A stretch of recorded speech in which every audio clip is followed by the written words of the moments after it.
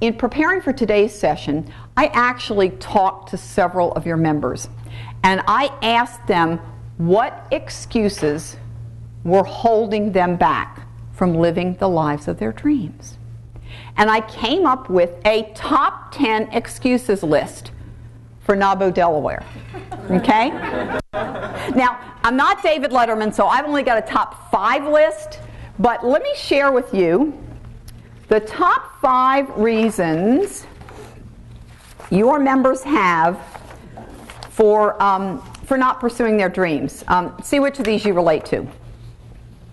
The first one was either I don't have an MBA or I don't have some credentials, some academic credentials. You know. Now I just told you that I don't have an MBA, right? I never went to college until I was 30 and raising my kids. But let me tell you something fascinating I have discovered as I travel around the country and meet just wildly successful women is many of them never went to college. I know a woman, a friend of mine in Raleigh, North Carolina, she owns 5 businesses, each one of them just going great guns. She started these businesses, she's the CEO, she's gotten to the point where she hires a president to run each of them, but they're still all her 100% owned businesses. And she never went to college, never set foot in college. So don't let academic credentials or any kind of credentials stand between you and your dreams. Either get over it or get it. You know, you can do like I do. You can go back to school when you're don't tell me you can't do it because you're raising 3 kids, because honey, I've been there, done that. Right? Don't give me any excuses. If you need that, or if you feel driven to get that academic credential, you go back right now and do it. And don't tell me why you can't do it. And if you don't, then just get over it. But don't have that hanging over you for so long. So the second reason I heard from your members why they can't pursue their dreams, they said, I'm overwhelmed by my volunteer commitments. And I see a lot of heads nodding. I see heads nodding. Now, of course, you would never want to curtail your NABO activities, right? Right?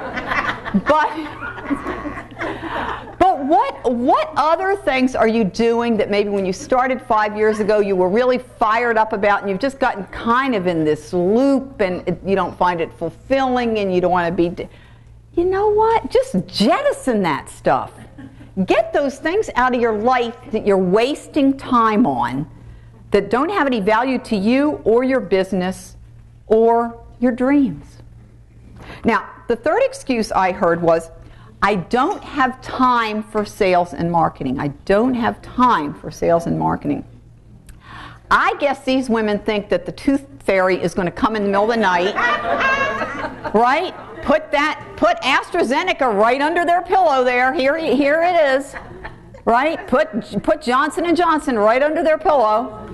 That isn't the way that we get customers, girls. You've got to make time for that. You've got to make time. You've got to have the inclination. And here's one thing I'll say. For those of you, because I think a lot of women are afraid to sell. You know, you're afraid to get out there. You're afraid of rejection. Here's the thing I'll tell you.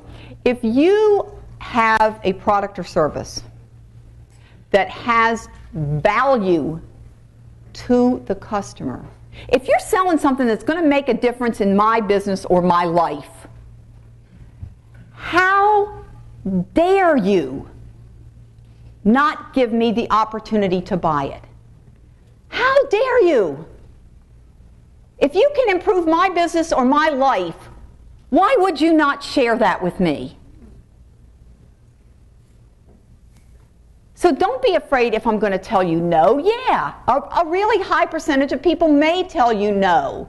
But that doesn't give you the right to deprive me of the opportunity of buying from you. So don't tell me you don't have time for sales and marketing. You have to make that happen. If not, just go out and get a job someplace. Because you can't have your own business unless you're passionate about what you're selling, and you're willing to make me the offer to buy it. The number 2 excuse I heard was, you're going to love this, I'm waiting for the kids to leave home. Right, these days they leave and they come back again. Right? Am I right? You know, you could wait till your hair is grayer than mine. The number 1 excuse that women here gave me for not living the life of their dreams, they told me, you know, Mary, I don't know where to start. I just don't know where to start. So today, I want to share with you a bit about several women that I had the opportunity to meet when I was writing my book, The Woman's Advantage. So that book brings together stories of 20 women who started with absolutely nothing and built multi-million-dollar businesses. So these are women like Taryn Rose, who was a refugee from Vietnam and built, some of you may know her brand, Taryn Rose Shoes. She's, yeah, I see some heads nodding. I mean, she's got the most gorgeous and at the same time comfortable shoes. Right, and expensive. Right. Taryn thinks a lot of her shoes, and other people do too, because they will pay that much. So she started out as a refugee from Vietnam. She was a podiatrist, and she decided to move into the shoe business. So she's been very, very successful. Let's see, there's Marnie Walker. Marnie had a great excuse. Marnie's excuse was she was an invalid as a kid. So, of course, you'd give her a buy, wouldn't you? She went through years of surgery and physical therapy. She got her MBA, and she decided to start a school bus company to transport disabled kids. So, you see the passion there? She knew as a kid that she hadn't been treated with respect. And she started a business to give those kids the respect that they deserved. And oh, by the way, about 3 years ago sold her business for $40 million. She's now in her 3rd business, last time I talked to her. Who knows? She may be up to 4 by now. But yeah, Marnie had every excuse in the book. Taryn had every excuse in the book to not be successful. There's Mercedes Laporta. Mercedes was 6 years old when Castro took over Cuba. This little 6-year-old girl was put by herself on a plane. She remembers sitting there looking out the window and waving goodbye to her parents. 6 years old. She was sent to live with relatives in Chicago that she had never met. 6 years old.